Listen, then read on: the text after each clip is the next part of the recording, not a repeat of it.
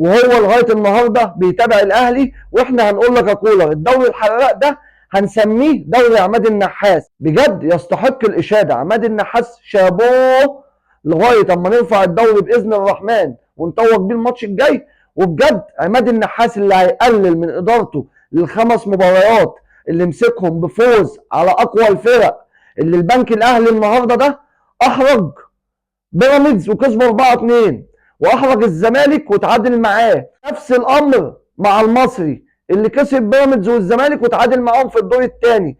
احنا بقى مع عماد النحاس خلصنا على الفرق دي كلها، ما بقاش فيه حاجه تقف قصاد الاهلي. ما شاء الله لا قوه الا بالله.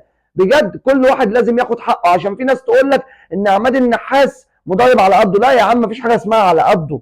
النهارده كولر لما نقول له اتفرج على اللي بيعمله عماد النحاس، راجل قلبه مش موجود وبيغامر وبيغير وبيلعب على اخر تغيير عنده وبيغامر بيها وبيرسك، والنهارده يستحق الفوز. يا عم كولر الموضوع مش عمليه نظريات ولا ابحاث علميه، دي كره قدم ورؤيه للملعب. وانا بقولها لك والله، احنا مشكلتنا عندنا عقده الخواجه. هي ما كانتش مستاهله اللي كان جاي مدرب اورلاندو خوسيه مش عارف ايه ده.